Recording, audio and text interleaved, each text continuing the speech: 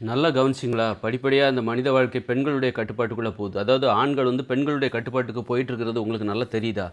ஆ முன்னாடி ஆண்களுடைய கட்டுப்பாட்டுல முழுக்க முழுக்க பெண்கள் இருந்தாங்க. அடிமையா இருந்தாங்க. என்ன வேணாலும் ஆண் சொன்னா என்ன வேணாலும் செய்வோம். செய்ற அளவுக்கு போய் அ உடன்கட்டை ஏறு அந்த அளவுக்கு பெண்கள் வந்து ஆண்களுடைய கட்டுப்பாட்டுல இருந்தாங்க. இப்ப வந்து படிப்படியா என்ன ஆகுது? பெண்கள் அந்த அந்த கட்டுப்பாடுகள்லேருந்து விடுபட்டு சுதந்திரமா வாழத் தொடங்கி, பெண்கள் இப்ப என்ன பண்றாங்கன்னா, ஆண்களை தங்கள் கட்டுப்பாட்டுக்குள்ள கொண்டு வர முயற்சி பண்றாங்க. முயற்சி பண்ணி அப்போ பழையபடி அப்போ ஆண்கள் இன்னும் உடன்கட்டை ஏறுவாங்களா? அந்த அளவுக்கு அடிமைத்தனம் அப்படி ஆகாது. ஆண்கள வந்து அடிமைப்படுத்த முடியாது. அன்பினால மட்டும் தான் அடிமைப்படுத்த முடியும். அ அதிகாரத்த காட்டி ஆண்ட்ட வந்து உடம்புல வலிமை இருக்கு. அத காட்டி தான் பெண்கள அடிமைப்படுத்தலாம். இப்ப ஆண்களுடைய அன்புக்காக பெண்கள் போய் உடன்கட்டை ஏறல. கடந்த காலம் பெண்கள் அடிமையா இருக்காங்கன்னா, ஆண்களுடைய அன்புக்காக கிடையாது. அந்த வன்முறை.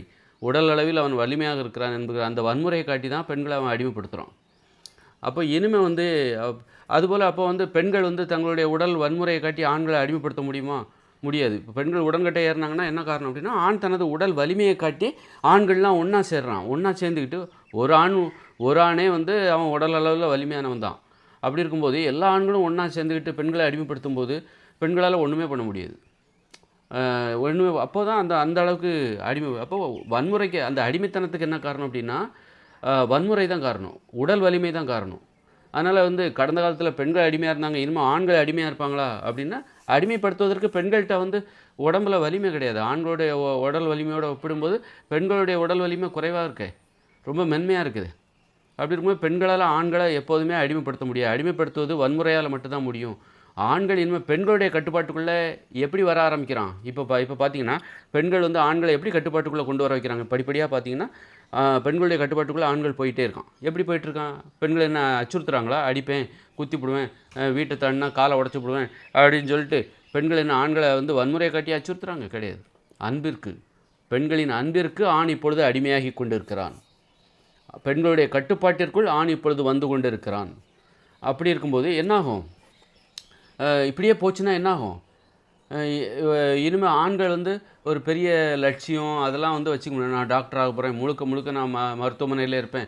நான் நைட்டு வருவேன் 10 மணிக்கு மேலே வருவேன். வீட்ல மனைவி தூங்கிட்டு இருப்பாங்க அப்படின்னா, அது கடந்த காலத்தில. ஆண்களுடைய கட்டுப்பாட்டுல மனைவி இருக்கும்போது, அவன் எப்போ வேணாலும் வருவான், எங்கே வேணாலும் போவான், எந்த நாட்டுக்கு வேணாலும் போவான். அ எத்தனை எத்தனை நாளைக்கு ஒரு வாட்டி வேணாலும் வீட்டுக்கு வருவான். அதுவரைக்கும் பெண் வந்து தன்னுடைய ப ஒழுக்கமா இருந்துக்கணும், எந்த தப்பு தண்டா எதுவும் பண்ணக்கூடாது அப்படின்னு சொல்லி அவன் வன்முறையை காட்டி தான் அடக்கி வைக்கிறான். இல்லைன்னா உன்னை நான் விலைக்கு வச்சுருவேன், அப்படி அடிச்சுப்புடுவேன், ஆணவ கொலை பண்ணிடுவேன் அப்படி இப்படின்னு சொல்லி பயமுறுத்தி தான் அடிமைப்படுத்தி வச்சுருந்தான். அப்போ இன்னைக்கு வந்து ஒரு லட்சியவாதியாக இருக்கிறதுக்கு காரணமே ஒரு ஆணாதிக்கம் தான், சர்வாதிகாரம் தான். நான் வந்து இன்ஜினியராக இருக்கேன், விஞ்ஞானியாக இருக்கேன், அல்லது டைரக்டராக இருக்கேன், எப்போ பார்த்தாலும் இசையமைப்பாளராக இருக்கேன், அல்லது ஒரு அரசியல்வாதியாக இருக்கேன், எப்போ பார்த்தாலும் நான் வெளியில் தான் இருப்பேன், நான் பிஸியாக இருப்பேன், லட்சியம் அப்படின்னு சொல்லிட்டு பிஸியாக இருப்பேன், நீ எதையும் கேட்கக்கூடாது அப்படிங்கிறது இனிமேல் என்னன்னா கேட்பாங்க. பெண்கள் கேட்க ஆரம்பிச்சிருவாங்க. எங்கே போனேன், ஏன் எங்கே இருக்கிற, ஏன் இன்னும் வீட்டுக்கு வரல, அங்கே என்ன உனக்கு பேச்சு வேண்டியது அப்படின்னு சொல்லி பெண்கள் ஆண்களை கட்டுப்படுத்துவதற்காக அருகாமையில் வைத்துக்கொள்ள விரும்புவார்கள் ஆண்களை. நீ எப்போதும் என் அருகிலே இரு, பேச்சு தொடர்பிலே இரு, நான் பார்க்கணும், உன்னை எப்போதும் பார்க்கணும்ல, அவங்க வேலைக்கும் போகணும்ல. அது நியாயமான பிரிவுகளுக்கு பெண்கள் அனுமதி கொடுப்பாங்க. நீ என்னை விட்டு பிரியணும்னா நியாயமான காரணம் இருக்கணும். என்ன காரணம், எங்கே போனேன், வேலைக்கு போனியா சீக்கிரம் வந்து அப்படி இப்படி இருக்கும்போது இனிமேல் வந்து பெண்களுடைய கட்டுப்பாட்டுக்குள்ளே போகும்போது, நான் அதை சாதிக்க போகிறேன், இதை சாதிக்க போகிறேன், நான் இன்ஜினியராக போகிறேன், விஞ்ஞானியாக போகிறேன், ஆராய்ச்சி கூடத்திலே தான் நான் உட்காந்துருப்பேன், ஒரு வாரத்துக்கு ஒரு வாட்டி தான் வருவேன் அப்படின்னா, அந்த கேப்பில் இந்த பெண்கள் என்ன பண்ணிடுவான், வேறு அவங்க கூடயாவது தொடர்பு வச்சுக்கிறதுக்கு வாய்ப்பு இருக்குது. அந்த பயம் ஆண்களுக்கு வரப்போகுது. ஓஹோ, நம்ம பாட்டுக்கு லட்சியம் கிட்சியம்னு சொல்லி வெளிநாட்டுக்கு பணம் சம்பாதிக்க போகிறோம், அல்லது இன்ஜினியர் ஆக போகிறோம், டாக்டர் ஆக போகிறோம் அப்படின்னு சொல்லிட்டு நம்ம பாட்டுக்கு பிரிஞ்சோம்னா, பெண்கள் என்ன பண்ணுவாங்க, பெண்கள் தப்பு பண்ணலன்னா கூட ஆண்கள் வந்து இந்த தனிமையை பயன்படுத்திக்கிட்டு உள்ளே நுழையிறதுக்கான வாய்ப்பு இருக்குது. பெண்களுக்கும் சபலம் தட்டுறதுக்கு வாய்ப்பு இருக்குது. ஏன்னா அதுக்கு தகுந்த மாதிரி தான் இப்போ எல்லாமே இருக்குது. சமூக வலைதள ஊடகங்கள் அப்படி இப்படின்னு சொல்லி மோசமான நம்பிக்கை. அப்படி இருக்கும்போது இனிமேல் பெண்களுக்கு பக்கத்திலே இருக்கணும். அப்போ தான் பெண்ணை தனக்கு உண்மையாக வச்சிருக்க முடியும். பெண்ணின் தேவை இருக்குல்ல, உடல் தேவை, காமன் தேவை, அதுபோல் ஆணிற்கும் அந்த தேவை இருக்குது. இப்போ பெண்ணும் என்ன பண்ணுவான், ஆணை தனியாக விட மாட்டான். அவன் பாட்டுக்கு ஊர்வலம் எங்கேயோ வெளிநாட்டுக்கு போகிறான், பணத்தை சம்பாதிக்க போகிறான், போகிற இடத்துல வேற கூட தொடர்பு வச்சுக்கிட்டு வருவான், வச்சுக்கிட்டு நம்மளை விட்டு பிரிஞ்சிருவான், அல்லது ஏதாவது நோயை கொண்டு வந்துடக்கூடாது நமக்கு தெரியாமல், நோயை வந்து கொண்டு வந்துடக்கூடாது. இப்படி பலவித கோணங்களில் அவன் தனக்கு உண்மையாக இருந்தே ஆக வேண்டும். அது வந்து யாரோ சொல்லி இல்லை, சும்மா அவர் நம்பிக்கை கிடையாது. நான் பார்க்கணும், அவன் உண்மையாக இருக்கிறத நான் பார்க்கணும், நானே உறுதி பண்ணணும் செயல் மூலமாக. அவன் அந்த மாதிரி அவன் பேச்சில் அவன் கண்ணை பார்த்து நான் கண்டுபிடிக்க தெரியணும். ஒருத்தன் உண்மையாக இருக்கானா இல்லையா, ஒருத்தி உண்மையாக இருக்காளா இல்லையா அப்படிங்கிறத கண்ணை பார்த்து அவன் பேச்சிலே தெரிஞ்சிடும். உண்மையாக இருக்கிறவங்க பேசுவாங்க, பழகுவாங்க, தினசரி பேசணும்னு ஆசைப்படுவாங்க. யார் வந்து திருட்டுத்தனம் பண்ணுறாங்களோ, கள்ள உறவை வச்சுக்கிறாங்களோ, அது ஆணாக இருந்தாலும் பெண்ணாக இருந்தாலும் பேசணுங்கிற ஆசை முதல்ல இல்லாமல் போயிடும். அதனால் நல்லா பேசுகிற உறவை திருமணம் செய்து கொள்ளுங்கள். அவர்கள் உண்மையாக இருக்கிறார்களா இல்லையா என்பதை எளிதாக கண்டுபிடிச்சிடலாம். இன்றைக்கி பேசலையா, உங்கள்கிட்ட கடமைக்கெல்லாம் உட்காந்து பேச முடியாது, நடிப்பு, அது ஒரு நடிப்பு, உணர்வுபூர்வமாக இல்லை. உணர்வுபூர்வமாகவே ஒருத்தர் நம்மக்கிட்ட பேசுகிறாங்க, நிறைய நேரம் அப்போ உண்மையாக இருக்காங்கன்னு அர்த்தம். இல்லை பேசலை, போர் அடிக்குது, கொட்டாய் விடுறாங்க பேசும்போது, ஏதோ சும்மா கடமைக்கு பேசுகிறோம், கஷ்டப்பட்டெல்லாம் யாரும் பேச மாட்டாங்க இந்த உறவில். அப்படி இருக்கும்போது கண்டுபிடிச்சிடலாம். இப்படி உண்மையாக இருக்க வேண்டும். பெண்களுடைய கட்டுப்பாட்டுக்குள்ளே ஆண் போகும்போது ஆண் ஒரு லட்சியவாதியெல்லாம் இருக்க முடியாது. அடிக்கடி பெண்ணுக்கு வந்து ஃபோன் பண்ணி ஏதோ சொல்லிக்கிட்டே இருக்கணும், உறுதிப்படுத்திக்கிட்டே இருக்கணும். அப்படி இருக்கும்போது அவன் வந்து அவனுடைய கோபம் எல்லாமே வந்து ஒரு குழந்தை போல், பெண்ணின் செல்கிற ஒரு குழந்தை போல், பெண் என்ன சொல்கிறாலோ அதை கேட்குற ஒருவர் போல் மாற தொடங்கும்போது அவனால் இனிமேல் ஒரு லட்சியவாதியெல்லாம் வாழ முடியாது. இனிமேல் அவனுடைய லட்சியம் என்னவாக இருக்கும் அப்படின்னா, ஒரு பெண்ணிற்கு எப்படியே ஒரு உதவியாக இருப்பது. ஏன்னா பெண் வந்து பாராட்டுவாள். என் புருஷன் வந்து அவன் இன்ஜினியராக இருக்கும்போது கூட புகழ்ந்து பேச மாட்டான், அவன் டாக்டராக இருக்கும்போது, விஞ்ஞானியாக இருக்கும்போது, பெரிய சாதனைகளை பதக்கங்களை குவிச்சிட்டு வரும்போது கூட பெருமையாக பேசாத அதே பெண் அதை எதிர்பார்க்குறான். ஆண் தனது மனைவி தன்னை பெருமையாக பேசணும் அப்படின்னு எதிர்பார்க்குறான். அப்படி இருக்கும்போது அந்த மனைவிக்கு உதவியாக இருக்கும்போது தான் அந்த பெண் வந்து அந்த கணவனை புகழ்ந்து பேசுகிறான். என்னுடைய கணவன் எப்படி தெரியுமா, நான் எல்லா உதவியும் செய்வான், கொஞ்சம் கூட நான் என்ன சொன்னாலும் செய்வான், நான் எவ்வளோ திட்டுவேன், அடிப்பேன், அப்போ கூட அவன் வந்து எதையும் மனசில் வச்சுக்க மாட்டான். இப்படி பெருமையாக பேசுகிறது, இதுக்கு ஆசைப்பட ஆரம்பிச்சிடும், இதில் மயங்க ஆரம்பிச்சிடும் ஆண். இது உலகம் முழுக்கவே நடக்கும். அப்போ அந்த அந்த அந்த புகழ்ச்சிக்கு அவன் உண்மையாக இருக்கணும், அதை காப்பாற்றணும், அந்த புகழ்ச்சியை தக்க வச்சுக்கணும் அப்படிங்கிறக்காக இது நல்லா இருக்கு. யாருமே இப்போ யார் உங்களை புகழ்கிறாங்க? இப்போ நீ ஒரு இன்ஜினியராக இருக்க, ஏதோ ஒன்று இருக்க, ஒரு நடிகரை, யார் ஒன்றா புகழ்ந்துட்டு இருக்காங்க? எல்லாருமே நடிகராக இருக்கான், எல்லாருமே இன்ஜினியராக இருக்கான், எல்லா ஆண்களும் ஏதோ ஒரு வேலை பார்க்குறான். ஆனால் யாராவது உங்களை புகழ்கிறாங்களா? இப்போ என்னை புகழ்கிறவங்க யார்? அப்போ எனக்கு புகழ்ச்சி வந்து என் மனைவி என்ன புகழ்கிறாங்க அப்படின்னு வைக்கிறேன். அப்போ இது எனக்கு புதுசாக இருக்குது, மனைவி என்ன புகழ்கிறாங்க அப்படிங்கும்போது அந்த புகழ்ச்சியை நான் தக்க வச்சுக்கணும். இதனால் வரைக்கும் அந்த புகழ்ச்சி இல்லாமல் தான் இருந்தேன். அப்போ இந்த உலகத்துலேயும் அப்படி தான் இருக்கிறானுங்க ஆண்கள் எல்லாம் அப்படி தான் இருக்கிறான். அப்படி இருக்கும்போது இனிமேல் அந்த புகழ்ச்சி வந்து மனைவி மூலமாக கிடைக்குது அப்படின்னா அது எப்படி கிடைக்குது? மனைவிக்கு உதவி செய்வதன் மூலமாக கிடைக்குது. அப்போ அந்த புகழ்ச்சியை தக்க வச்சுக்கணுங்கிறதுக்காக அவன் என்ன பண்ணுறான்? மனைவிக்கு உதவி பண்ணுறான். உதவியாளனாக மாறுறது தான் தனது லட்சியம். மற்றதெல்லாம் அப்புறம் தொழில் தேவை தான், ஆனால் அந்த உதவி தான் பிரதானம். வேறு எந்த லட்சியமும், இந்த உதவியை இந்த உதவியை செய்ய முடியாமல் செய்கிற எந்த உதவியும் எனக்கு தேவையில்லை அப்படின்னு சொல்லிவிட்டு அவன் என்ன பண்ணுறான்? மனைவிக்கு உதவி செய்கிறத ஒரு லட்சியமாக ஏற்றுக்கிறான். ஏன்னா அங்கே தான் புகழே கிடைக்குது அவனுக்கு. மனைவிக்கு உதவி செய்கிறது, அவள் பேசுகிறத கேட்குறது, அவள் அடிப்பா, அதெல்லாம் வாங்கிக்கணும், அதெல்லாம் உதவி தான். பெண்கள் தன்னுடைய உணர்ச்சிகளை வெளிப்படுத்தும் போது அதை தாங்கிக் கொள்கிற, அதை ஏற்றுக்கொள்கிற அந்த ஆணின் செயல் என்பது பெண்ணிற்கு ஆண் செய்கிற உதவி. அவள் திட்டுறது, கோவப்படுறது, அழுகிறது, சிரிக்கிறது, அவள் பேசுகிறது எல்லாத்தையும் கேட்குற ஒருவனாக ஒரு ஆண் இருக்கும்போது அதுதான் பெண்களுக்கான உதவி. அப்போ அவளுக்கு விசுவாசம் ஏற்படுது, அவன் மேலே, அந்த ஆண் மேலே வந்து பாசம் ஏற்படுது.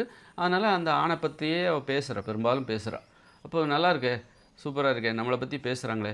அது மாதிரி பிள்ளைகளும் பேசுவாங்க. அதுபோல் பிள்ளைகளும் அந்த அப்பாவோட அரவணைப்பு, ஆதரவு எப்போ கிடச்சிக்கிட்டே இருக்குது அப்படின்னா அந்த பிள்ளைகளும் வந்து அப்பாவை பற்றி பேசுவாங்க. இந்த புகழ்ச்சிக்கு ஆசைப்பட ஆரம்பிச்சிருவாங்க ஆண்கள். இந்த மாதிரியான புகழ்ச்சிக்கு ஆசைப்படும். அதுபோல் ஆணும் தனது மனைவியை பற்றி பேசுவான், புகழ்ந்து பேசிகிட்டே இருப்பான். இந்த புகழ்ச்சிக்கு பெண்கள் ஆசைப்பட ஆரம்பிச்சிருவாங்க. அதுபோல் ஒரு தந்தையும் சரி, தாயும் சரி, பிள்ளைகளை பற்றி பேச ஆரம்பிச்சிருவாங்க. ஏன்னா ஒவ்வொருத்தரும் இந்த கூட்டு குடும்பமாக ஒருத்தருக்கு ஒருத்தர் உதவி செய்கிறது. அப்படி இருக்கும்போது ஒருத்தர் பேசி தானே ஆகணும். அதுதான் வந்து ஒரு கூட்டு குடும்பம் ஒற்றுமையாக இருக்கிறதுக்கு, ஒரு குடும்பம் ஒற்றுமையாக இருக்கிறதுக்கு காரணம் என்னது? உறவுகள் ஒற்றுமைக்கு ஒருத்தர் பேசுகிறது தான். நான் எனது நண்பனை பற்றி மற்றவங்ககிட்ட பேசினா தான் என் நண்பன் என்கிட்ட பேசுவான். இவங்ககிட்ட பேசினா இவன் நம்மளை பற்றி யார்கிட்டையுமே புகழ்ந்து பேசுகிறதில்ல அப்படின்னா பேச மாட்டாங்க. அப்போ நம்ம நண்பன் நம்மளை பற்றி என்ன நினைக்கிறாரு அப்படின்னு 4 பேர்கிட்ட பேசும்போது தான் நண்பன் கூட பேசணும். அப்போ இந்த உறவுகள் வந்து இனிமேல் வந்து புகழ்ச்சி என்பது நேரடியாக மாற ஆரம்பிச்சிடும், நேரடியாக கிடைக்கக்கூடிய ஒரு விஷயமாக மாற ஆரம்பிச்சிடும். அதாவது எனக்கு தினம் எனக்கு புகழ்ச்சி, எனக்கு அதுக்காக மேடை போட்டு நான் நிரூபித்து எல்லோரும் என்ன புகழணும் அப்படின்லாம் இல்லாமல்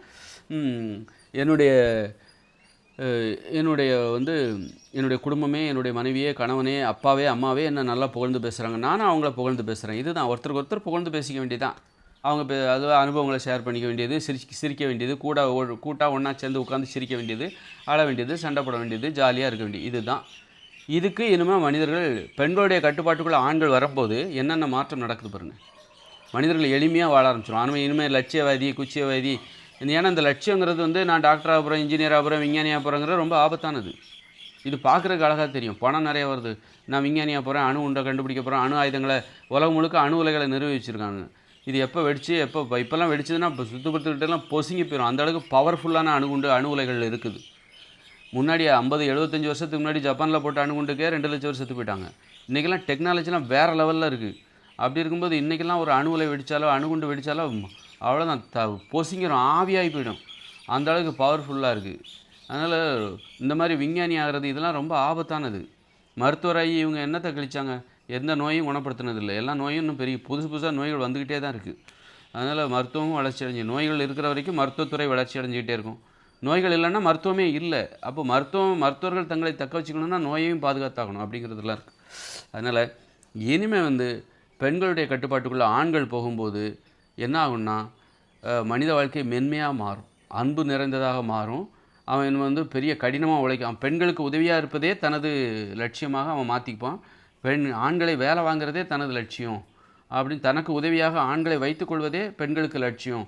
அடிக்கடி டெய்லி பார்த்தாகணும், டெய்லி 3 மணி நேரமாக பேசி ஆகணும், 2 மணி நேரமாவது பேசி ஆகணும், டெய்லி என் கண் முன்னாடி தான் இருக்கணும், என் கூடயே தான் இருக்கணும் அப்படின்னு இருக்கும்போது இனிமேல் நாடோடித்தனமான வாழ்க்கை நிரந்தரமாக ஒரு இடத்துல வாழ வேண்டிய கட்டாயம் வந்துடும். நாடோடித்தனமான வாழ்க்கைக்கு முற்றுப்புள்ளி வந்துவிடும். இதனால் தான் பெண்களுடைய கட்டுப்பாட்டில் ஆண்கள் போகும்போது நாடோடித்தனமான வாழ்க்கை முற்றுப்புள்ளி வந்துடும்.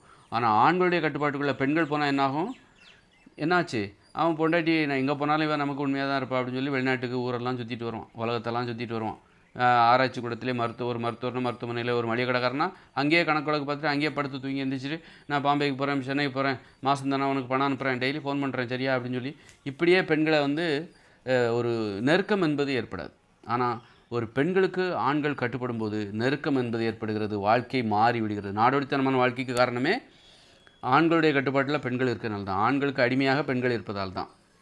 நாடோடித்தனமாக இவன் எங்கே வேணாலும் சுற்றிட்டு வருவான், இவன் உண்மையாக இருப்பா அப்படிங்கிற அந்த நம்பிக்கை இருக்குல்ல, அப்படி இருக்கக்கூடாது. நீ பக்கத்தில் இருந்தால் தான் நான் உண்மையாக இருப்பேன், நீ எப்போதும் எனக்கு உண்மையாக பக்கத்திலே இருக்கணும், அப்போ தான் நான் உனக்கு உண்மையாக இருப்பேன். உண்மையாக இருக்கிறதே நீ பக்கத்தில் இருக்கிறது தான். நீ என் பக்கத்தில் இல்லை, நான் பணத்தை சம்பாதிக்கிறக்கா வெளிநாட்டுக்கு போகிறேன் அப்படின்னு சொல்கிறதோ, அதில் வெளியூருக்கு போகிறேன் நாடு எடுத்து ஊர், இது உண்மை கிடையாது, இது உண்மைத்தன்மையே கிடையாது. அதுவே ஒரு பொய் தானே. பிரிஞ்சிருக்கிறது எப்படி பொய்யார்? அப்போ சரி, நீ உண்மையாக இருக்கிறதே என் பக்கத்தில் இருக்கிறது தான், என்னோடு பழகுவது தான், என்னோட உறவு வைத்துக்கொள்வது தான், அதான் உண்மையாக இருக்கிறது. அதுதான் உண்மையான உண்மைத்தன்மை, இயற்கையான உண்மைத்தன்மை. அந்த உண்மைத்தன்மைக்கு இப்போ நெருங்குறாங்க மனிதர்கள். அப்போ இந்த உலகம் இனிமேல் ஃபெயிலியர் ஆகும். 2040 இந்த உலகம் ஃபெயிலியர் ஆக போகுது. எல்லாம் ஆண்கள்லாம் பெண்களுடைய கட்டுப்பாட்டுக்குள்ளே போயிடுவாங்க. அதுதான் மிகப்பெரிய இன்பமாக இருக்கிறது. உனக்கு பல விருதுகள், கஷ்டப்பட்டு உழைச்சி குடும்பத்தை பிரிஞ்சு பல விருதுகள், பல ஏராளமான பணம் கிடைச்சாலும் ஒரு பெண்ணும் ஆணும் சேர்ந்து வாழ்வதால், தினசரி சேர்ந்து பேசி கொஞ்சி குலாவி காதல் பண்ணி உடலுறவு வைத்து கொண்டு குழந்தைகள், குடும்பம், அப்பா அம்மான்னு வாழ்கிற அந்த வாழ்க்கைக்கு எதுவுமே இணை கிடையாது. இப்போ இந்த வாழ்க்கை இருக்குல்ல, குடும்பமாக காதல்னு வாழ்கிற இந்த வாழ்க்கை இருக்குது பாருங்கள், இது எல்லாருக்குமே கிடைக்கும். இந்த உலகத்தில் உள்ள அத்தனை பேருக்கும் இந்த வாழ்க்கை கிடைக்கும். ஆனால் நீ சொல்கிற பதக்கம், விருது, இன்ஜினியரு, டாக்டரு, விஞ்ஞானி இது எல்லாருக்கும் கிடைக்குமா? கிடைக்காது.